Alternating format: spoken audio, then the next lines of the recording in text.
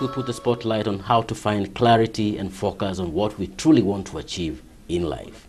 And to illuminate on this wide yet crucial issue, I'm joined in studio with a man who talks about change. He has a column every Friday on one of the local dailies. That's a Daily Nation every Friday, and that the column is Change Talk. Dr.Wale Akinyemi, an organizational development consultant and the chief executive of PowerTalks. Welcome. Thank you for having me here. Good.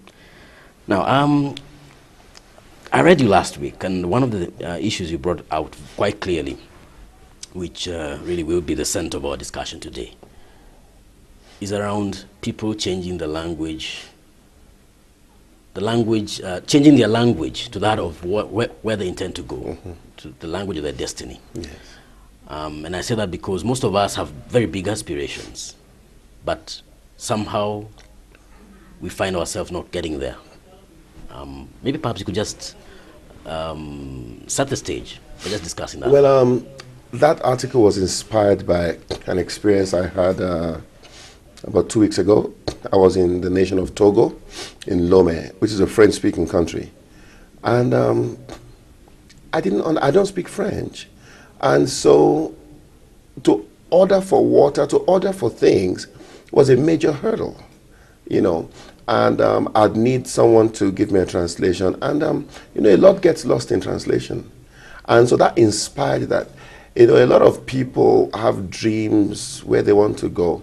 But until you learn the culture, the language of where you want to be, you'll be stuck where you are.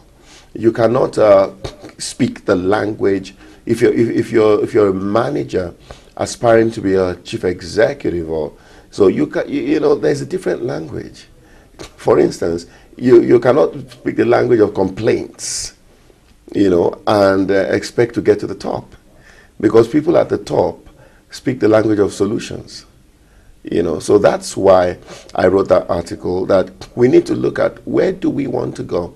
Every dream has a demand, and one of the demands of each dream is a new language. Mm-hmm. Yeah. A new language. Now, I know all of us are aspiring for the top. Mm-hmm. What are some of the mind shifts that people must make to know in order to get to the top, in order to maximize their potential and get to where they really want to be? Number one, make sure it is your top and not somebody else's top. A lot of people live their lives from outside in, not from inside out. That A did this, it succeeded, so therefore I must do that. It doesn't follow. A was wired for it. You may not be wired for it. So one of the easiest ways to identify, and I think I wrote that in today's article, how do you measure your potential? Because so many people talk, I've heard motivational speakers, preachers, everybody talk about maximizing your potential. But how do you maximize what you don't know? And so potential is measured by the sum total of my imagination, my skills, and all the skills I can utilize within my network. All right? That gives me a picture of my potential. Now, and when you look at it that way, you find out that everybody operates on a different level of potential. So, my imagination, where do I want to be? But how do I tame the imagination? What are my skills? All right? And then, what are the skills of people within my network that I can draw on at any point in time? I think that's the first step we need to look at. What's the potential? And then, next thing we need to ask is, what is the demand of that dream? All right? I read a story once, which was very inspiring. Now, Muhammad Ali, when he was Cassius Clay, he refused to take the bus to school. And he would jog alongside the bus. And friends, in the bus would make fun of him. Even in the winter, he's jogging, And he said later that the perfect present was to be in the warm bus, but the perfect future was to be the heavyweight champion of the world. And a lot of people compromise a perfect future for a comfortable present. And that way it's not going to work. Mm-hmm. Yeah. So really, you must also be willing to give up the present comforts in order to... Oh, yeah. Going forward, there are associations. You need to cultivate relationships and associations for where you're going. Because, one thing that baffles me a lot, is maybe somebody has somebody has been promoted, and you know his colleagues begin to get offended that, oh, he has changed ever since he got promoted. He has changed. I said, duh.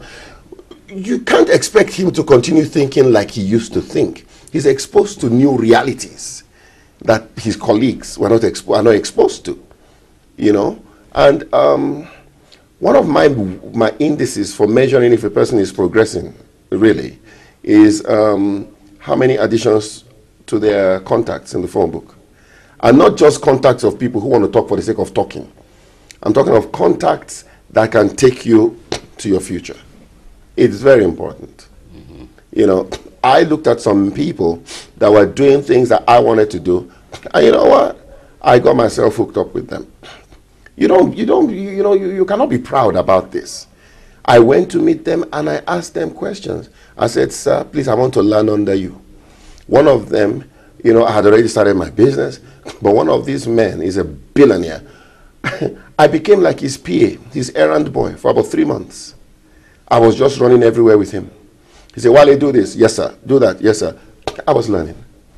You know, and by the time I was through, you know, now I now have people doing that for me. Mm-hmm. Yeah. So the power of association. That's so important. Very, very important. A bird is as beautiful as its feathers.